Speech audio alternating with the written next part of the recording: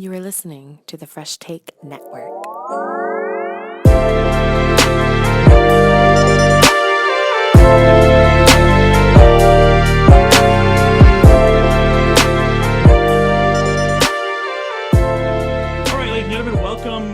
Fresh Take. We're really pleased to have Wade Kolmel to the pod. Am I pronouncing that last name correct? Close enough. It's all good. Close enough. And Wade, you represent SAIT. It's been a trying year for SAIT athletics. The Trojans men, before the pandemic started, for the basketball team, they were able to roll off their fourth in a row ACAC championship before, getting stopped to go to nationals in Toronto. So we'll never know what happened there. And the hockey team was in the middle of a series that got axed there. So before we kind of get to what the future is and everything like that, let's just kind of talk about what the past year has been for SAIT and for the Trojans with COVID. Obviously, this season for all athletics didn't happen, except for the esports side, which we'll get to. Yeah, sure. So, we ended the 1920 season just like everyone else around our country or North America did, right? With a hard stop, right? And at the transition, you had to kind of grieve what you thought you were going to accomplish and try to prepare for a future state, right? So at SAIT, we're a longtime member of the ACAC, and I'd say we entered the 2021 season cautiously optimistic that things would be favorable to playing sports, and you quickly saw that.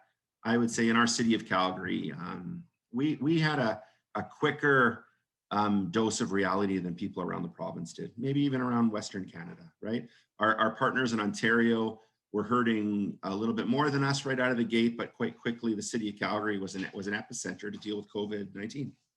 And I'm very proud of how SAIT handled our priorities around the pandemic. And I would say we positioned ourselves definitely on the side of safety, and our priority was students finishing their studies, completing their applied learning. And that meant that higher risk activities such as sports were definitely going to be put on the back burner, right? And our energies went into the academic side of the house. And I'm very, while it was very, very unfortunate from a sport participation perspective, from a population public health perspective, I stand by our decision that it was the right thing for our community, the right thing for our student athletes, right thing for our staff. And not everyone in our province saw the impact of what those numbers were like in Calgary. So that's kind of how the 1920 season started, and quite quickly, the 2021 season started. And quite quickly, I think we communicated with our students that they, stay home if you can stay home.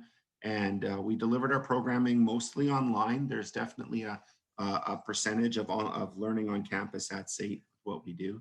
But we definitely wanted to make it that, we would help and be supportive, but it wouldn't be on campus. And it definitely wouldn't be in a competition-based approach. So we were fortunate enough to have all of our teams, go through tryouts and go through team selection and build a little bit of a sense of belonging. But they did in an off-campus fashion. And anyone who's been to SAIT, and you've seen the big red machine, we pride ourselves in all that interaction and all that engagement. And unfortunately, that wasn't going to happen. And but at the end of it, we made it through to the end of the year where we had very minimal impacts from COVID-19 from a physical sense. So there's definitely I pride ourselves on our safety and our attention to safety. We really purposefully did not take unnecessary risks. We purposefully followed all the protocols, and anyone familiar with our program shouldn't be surprised. We don't take shortcuts around concussion protocols. We don't take shortcuts around workplace safety. So that was the approach we took, a very safety-focused perspective. And you could tell, like you said, there was some optimism because I think up until about July, you were still, putting on the Instagram, putting recruiting stuff up there about new talent that was coming to the programs. But you could definitely tell a turn, I think there was some announcements going around, and U Sports had, backed out of the football season.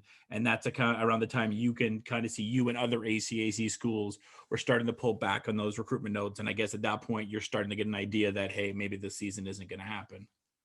Yeah, I'm proud of the fact that we had to make a hard pivot in September once we started to, read the room about what was going around in our city and read the room what's going on in our conference, that we were going to delay till November, right? A best case scenario, we were going to put off the start of our season to the middle of November. And ironically, what happened is restrictions kind of lifted in Alberta in the fall, and then they closed in December. Yeah. So we communicated quite clearly. There was minimal surprises from our student base, how we were going to handle, call it individual training until we get to team training. And yeah, some of our peers across our province were doing things differently in different centers, but they were also impacted by this pandemic differently. Anyone who's following any of the charts or graphs clearly understands how Calgary was impacted versus others. Yeah. And SAIT, as the third biggest school in Alberta, has the most moving parts, the most interactive components. Anyone who's been to our campus know how our buildings are created and how we cross paths. So we're in a totally different spot than I'd say a smaller college community in a rural environment that had minimal population, public health impacts. So long story short, we were moving in that direction. Full teams, full rosters. We still had about 75% of our students stayed in a full-time status, trying to participate, trying to be part of a team. And then as sport itself was hit, we basically followed along, right? There was going to be no competitions. There was going to be none of that. And we stuck to our number one priority, which is, maintaining an in-classroom environment. So, the season is definitely an asterisk. You look at our history, right? Our 100-year history. There's definitely no athlete of the year in this season. There's no champion. The basketball team had a 4-year run of championships, and should they win next year, there's going to be a gap in the middle. Those are things that people used to worry about. I think when we first break, that now we've kind of realized those were luxury items to worry about. Right now, we need to focus on how we can rebuild, how students that took a whole year off can come back and play in a way that's safe and they don't get hurt. It's good. We are in a unique spot in our history where we are relaunching and restarting and planning for the future. And that's the future where other leaders are currently meeting and trying to plan what the fall might look like. You've seen some of the directives about in-class learning. We are planning on running all of our programs. We are planning on having full teams. We do know, though, that they are going to look a little differently than they did in the past. And if I could say one last thing, you've been in our gymnasium many, many times, and you've seen that environment, that shoulder to shoulder, high fives, people sweating and screaming and cheering, and it's a wonderful environment. And that used to be a measure of success. But in a pandemic world, that is not a measure of success. That's actually the exact opposite. So it's trying to get our head around of things that we used to celebrate as a really job well done. Those things are now risks, and we have to figure out how we are going to rebuild in a way where it's going to take some time for what we used to consider a highly engaged, successful environment. It's going to look differently, and we're going to have to figure that out. So fantastic there, Wade, all of that. Kind of got two parts of questions there, as you're kind of saying how to, rebuild and be different. Obviously, we're going to get in September, we're going to have a decent amount of people vaccinated and all that, but we're still going to have the cautious there, even in the fall of COVID and whatnot, even if we are somewhat getting these collegiate athletes back in the field. So have you guys started planning precautions for the stands or, breaking people apart like we've seen in some of these NHL or NBA or NFL games? Well, I think some of those tactics to do a return to play, we have we have a very structured return to class, return to learning protocol at SAIT. We have a strong governance structure of how to approve anything from a class on a field right on through to a lab. So I'm worried about the tactics about how to return to play safely. Things like field and structures and stands and cleaning and those type of things. Those will be, I would consider, non-negotiable elements of being in sport in the future, right? Yeah. The lack of dressing rooms now, if you look at how sport has had to pivot, right? Sports like volleyball, Alberta volleyball's got mandatory masking while they are playing and training. Okay. Now, that is something that wasn't even on the table 6 months ago, right? You're looking at hockey dressing rooms being completely closed. No maybes, no asterisks, no, we always did it this way. So we are going to return to play, like you said, but from a tactical structure of how we're going to do it, I'm not overly concerned about that right now. We have students come first, obviously. They're student athletes. They're students first. And so as far as that goes too, so some of these students, so you said the teams are going to look different. So some of them are going to go on and graduate, but some of them may want to play the next year. How does eligibility as far as years played work? Does that year get taken off if they decide to, maybe just go to another major to stay around for a year? Or because obviously you've seen in the NCAA, obviously ACAC is going to be different, but you've seen some sports in the NCAA have made their third year, their fourth year, even if they didn't play it. How do you have any idea how that's going to work at SAIT or with the ACAC? Yeah, well, it's just so that we're comparing, same properties, right? So we have a clock, right, in our league, right? So, our average age of a student in Alberta is a lot different than the average age of a student athlete. So we don't have a clock per se to impact us. Yeah. 2021 season didn't count. Whether you were a school that had practices every day and some exhibition games, it didn't count. It didn't count. So people that took breaks in their season, in their year, it's irrelevant. If you ended the 19-20 year as a second year student athlete, you're entering your next season, whenever that is, as a third year student athlete. So it's definitely a non-issue on our side. If those of you that are familiar with our reinstatement policies on how we deal with students that academically are in probation or are taking a break in their studies to reinstate themselves, well, everyone's had a reinstatement opportunity. So there's a clean slate of student athletes out there that might be wanting to go to school, right? And then you need to look at our economy and look at the job availability and things of that nature, right?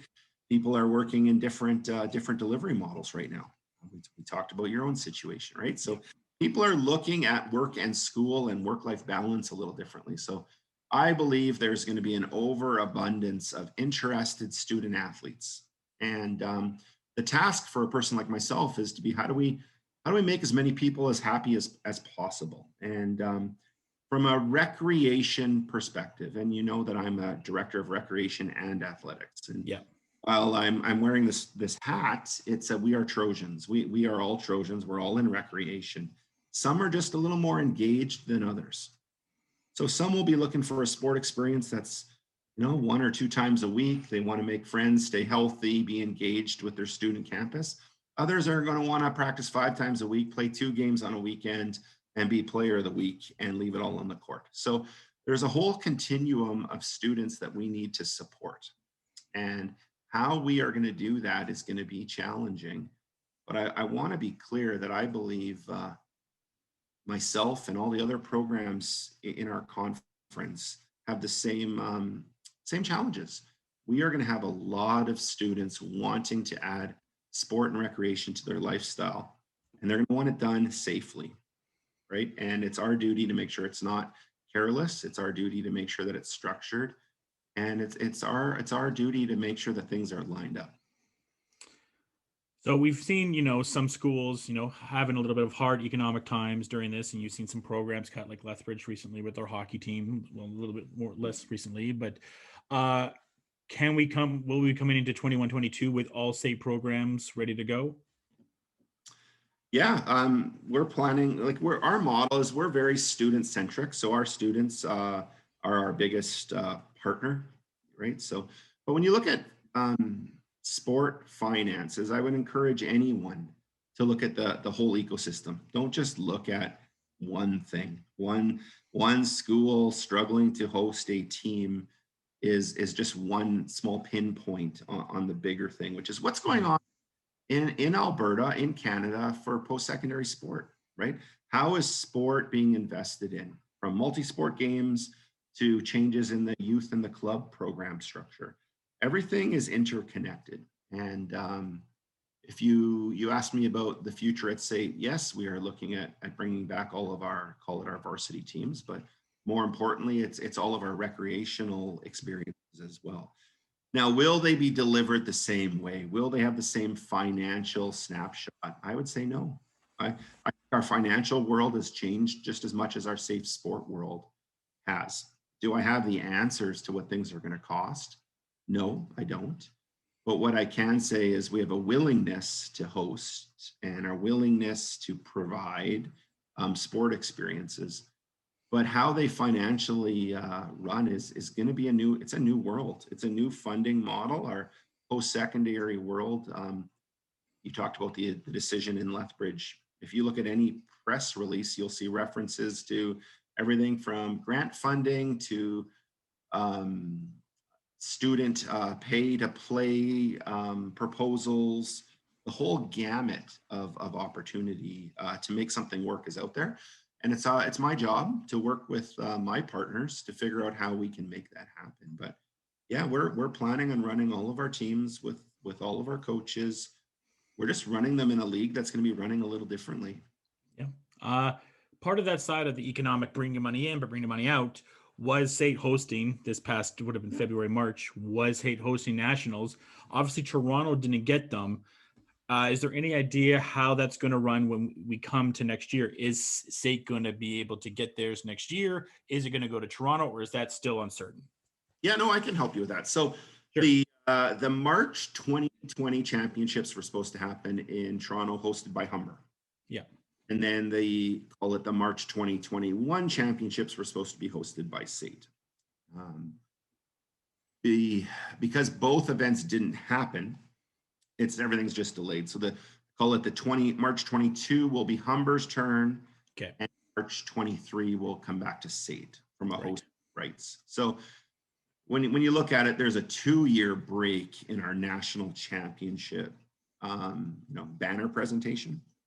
So that's how that will work. Yeah, I know some people had a bunch of questions like, oh, I hope the SAIT gets it next year. And I think in some ways you almost like that 2 year later, because you're going back to figuring everything out. And then by the time you get back to that, we're somewhat back to normal, ready to go, and having things hopefully again back to like a normal situation in some ways. That's a really, really good comment. I think a lot more to hosting. We're trying just to host games in our gym. Exactly. Partners from Ambrose and St. Mary's and Olds, right? Yeah. And you add in playing someone from Red Deer and Edmonton and Briarcrest from Saskatchewan, maybe. Then you throw in the cross-border challenge of our partners from. Then you're like, okay, how do we host our friends from the Lower Mainland, Manitoba, and the Ontario Champ, and someone from usually Prince Edward Island, right? So it's gonna be a challenge. I'm glad we're in March 2023 to be. It gives us a long time. We're going to graduate some of our players that unfortunately they were lined up to be hosting a national championship, and now they're not. But there's a lot of people impacted by this break in the sport environment, and I think you eventually got to mourn for what you lost, and then get excited for what's in the future.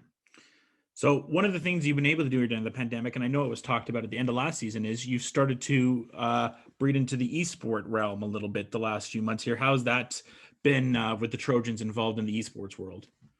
Yeah, so April 2020, we were supposed to host a rather large indoor esports tournament with seating and lights and staging, and that's where we were going, right? Mm-hmm.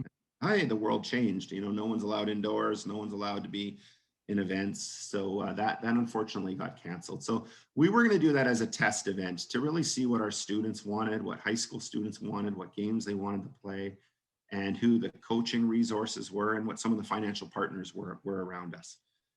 And it's really sad that that was lined up to be a highlight event of our spring. So we entered this year where we knew we wanted to try esports. We had not a day would go by without an email or a phone call from an interested student or a shoutcaster or even people offering to coach. So we put together a tournament, call it package. We worked with the Alberta Esports Association and ran it from, I'd say, a recreational lens, right? People that want to play sports, play e-gaming, play it in a tournament, right? Someone wins, someone loses. If you win, you can go on. If you lose, you're done. So it was definitely not just e-gaming, but it had a sport competition type of vibe, right? You wanted to win. And we also were able to set it up. The CCAA had 2 tournaments. They actually gave out rings to the winner, and Wow. to try to get, people playing each other from other schools. A school of our size, we have a lot of interested students. We did a survey methodology to find out what games we were going to play and who would be interested. And I think you're going to see more from us in the future. We are investing in some capital to create some, call it some esports stations, team versus team type of structure. But that being said, I think most of us in the Canadian esports world are new to it. And we are slowly figuring out that to be student-centric is a good thing. Programs like Humber and St. Clair and Durham are ahead of us right now, but they've figured out how to use their student sport clubs. It's very volunteer-driven, very innovative, very creative, and their students play a huge role in what those programs look like and feel like. And we're going to get there. But I do want us to be in an environment where at least we can be, I'm going to use the word face-to-face. Just because you can do it all online, I don't think you should. I really want our esports properties to still help with social cohesion, help with making friendships, help with sense of belonging to SAIT. We've learned some things in how we hosted this year about attendance and buy-in and things of that nature. So we have some work to do. It's going to be an exciting project, and I hope someday we're talking about the Trojans esports teams playing against teams all over North America when we're a little more foundational, a little more sustainable. But it's good that you guys are on the ground floor for it. And like you said, the face-to-face would be great because, you watch some of those big events, whether it be on TNT or ESPN or TSN or whatever, and you can feel this energy, just like any other sport realm that is in it. And you can see that esports is really growing. So definitely have that face-to-face faction in it. And if we would have had that event in April 2020, I think that would have been felt. Yeah.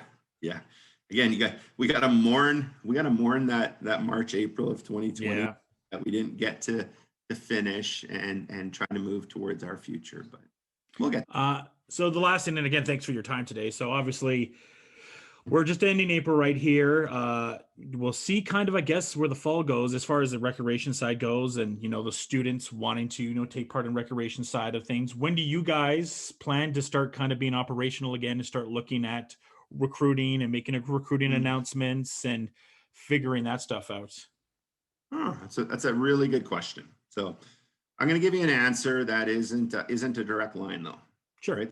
No, there's no date in the sand. Well, yeah, it's everything's so complicated, right? So we live in a world right now where I took my kid to their last volleyball practice because they're on hold. I got kids at home because the school board's taking a break.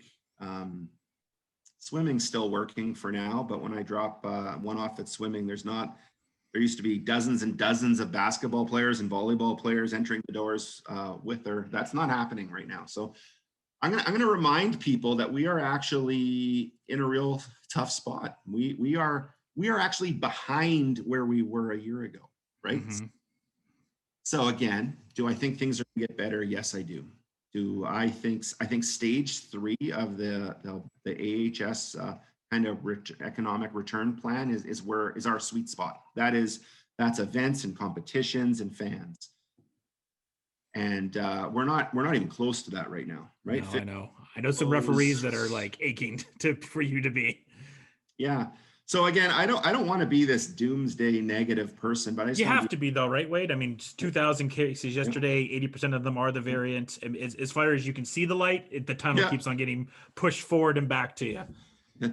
Yeah. So I use the saying, stick to the facts, avoid the feelings, right? Yeah. So if we stick to the facts, you asked me a question about our teams. Are we recruiting? Yeah, we're recruiting. Some of our teams are near full, right? We're just not sharing anything in the public domain. There is more important things to worry about right Absolutely. Than who's signed to be a Trojan sometime in the future. So let's it's part of our structure. We are focusing on school. If people want to be a Trojan, they should be coming here to graduate, right? So that's your number one priority. And all the other, call it sense of belonging, SAIT, Big Red Machine, out of classroom stuff we do so well. We'll get to that again, but we're not going to disguise anything, right? This is a focus on safety. It's a focus on campus health. And our teams are going to be fine. Our teams are going to be strong. We will adapt and pivot as that tunnel that you talked about, as it shrinks and gets longer. When it shrinks to the point that I can answer your question stronger, I will definitely be all about it. But right now, we are in a tough spot. I am hoping step one is students on campus in the fall. And we have to wait and see how that goes before I can even talk about our aspirations of how we use the soccer pitch or how we use the gymnasium, right? Or what our teams are going to focus on. I really hope students focus on what their academics look like in the fall, and we'll see how we can walk through any doors when restrictions are lifted and changed. But like I said, and like you've said a million times, it's student athletes. The student will always come first at the end of the day. That's why they're there. Yeah. So again, Wade, thank you so much. I really appreciate your time. Just fantastic answers for everything like that. And hopefully, this you can be watching some stuff here in the upcoming fall season. Hope to see you then. And until next time, folks, cheers and enjoy the